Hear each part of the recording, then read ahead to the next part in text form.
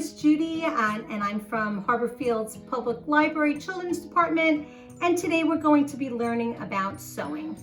Some of the things that you are going to be able to make after you learn are bookmarks like this. But today I'm going to teach you the basics because you really can't start sewing until you learn how to thread a needle and make a knot, and then learn the basic stitch of the running stitch. So I'm going to tell you what you need. So the first thing you're going to need is a pin cushion, and the pin cushion is where you will put your pins and your needle, and pins have a head on them like this, and they're used to hold things together just like that, okay?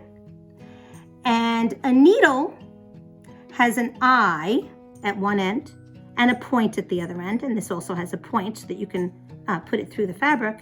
And this is what you're going to be using to do your stitches, okay?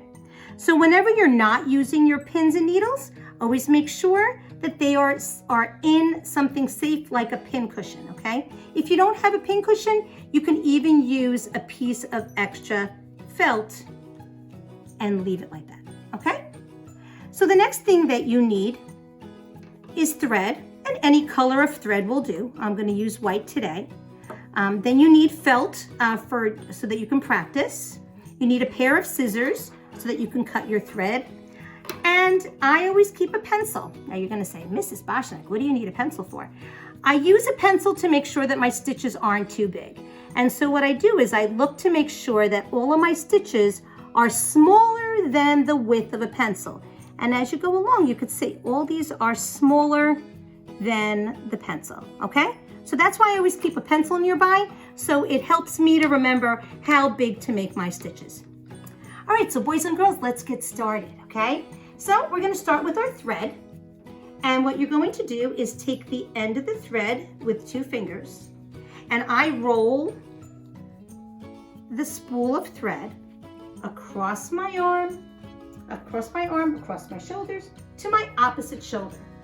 I pinch it there, and that's where I'm going to cut my thread. It's okay, I'll pick up that pencil later, okay? Now I don't need my thread for now, but what I do need is my needle. So I take my needle, and remember when you're working with needles, they are sharp. So always make sure that you tell someone that you're doing this. Always make sure that you're safe. Never just stick them in your skin, okay? So when you hold your thread, you're going to make sure that you hold it close to the end like this, not where it's all floppy like that, because then what happens is it bends and it's very hard to thread. So you're going to bring it nice to the edge, and you're going to thread your needle through the eye.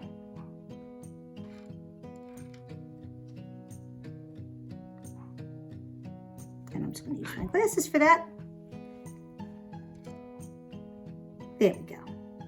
And once you bring it through, then you're going to make sure that the ends are even. So what I do is I make sure that they're both even, okay? So that they're at the end like that, okay?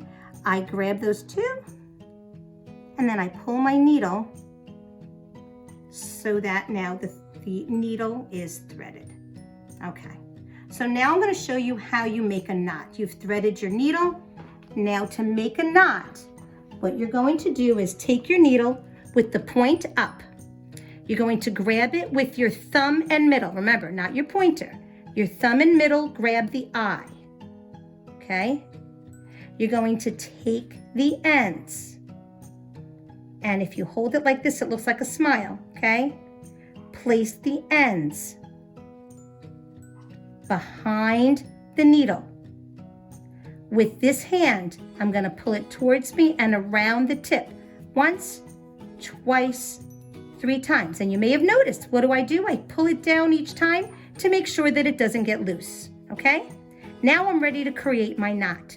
With these 2 fingers, my pointer and thumb of my other hand, I'm going to grab around that needle and thread, push my needle up, and wiggle a little until it goes all the way down, and then it creates a knot at the end, okay? And there's your knot. So now that I have a threaded needle, now I can do my stitches. And I always make sure that my needle and my knot are at opposite ends. So I always pull it to make sure that there's no knots in it or it's curled. So now I'm going to take my felt and just pretend that one side is your right side and one side is your wrong side, because all of your knots should go on one side. And I'm going to start at one edge, and I'm going to go from the back through the fabric and come up. And I'm going to stop where the needle, where the thread hits the fabric, okay? The knot stopped the thread, okay? So now to do the running stitch, I think of this like Michael Phelps. You're gonna go up and down, okay? So you're gonna go over 1/4 of an inch, under 1/4 of an inch, and you're gonna pull, okay? You can see there's that first stitch. Get the thread out of my way, sorry. So you're gonna go down 1/4, over 1/4 of an inch, under 1/4 of an inch, and you pull straight up. And you're gonna continue that way until you have, I wanna show you how long the thread should be. So you're gonna continue like that. If you wanna go all the way around, you can, but there's your stitches. And I'm just gonna show you how you would make a knot. So let's pretend that once the thread is about, I always say, 2 times the length of your needle.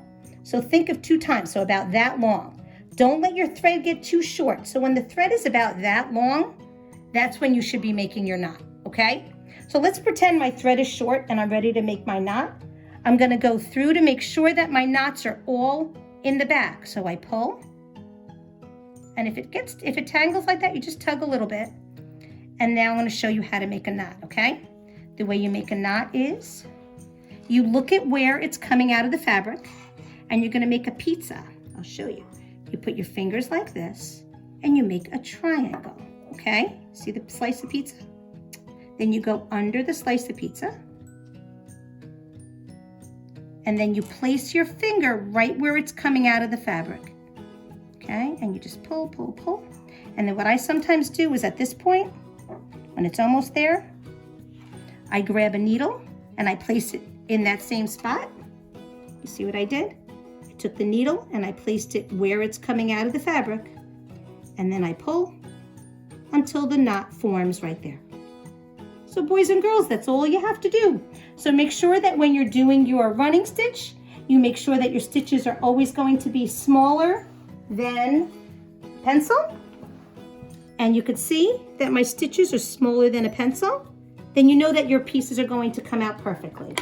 And then you could practice doing designs like this, okay? This is a rainbow using the running stitch. I wrote up the word hero, and I went around a piece of fabric that's shaped like a star. Here, I took 2 different colors. I made green for a stem, and then I did the flower, and it's always just the running stitch, okay? And here I took buttons, and then I went around it with running stitches, all right?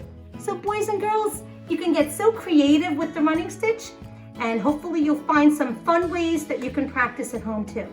So it was great seeing you. Make sure you stay tuned. The next time we get together, I'll show you another stitch. So thank you for coming and learning about stitches, and I hope that you enjoy. Have a great day. Bye.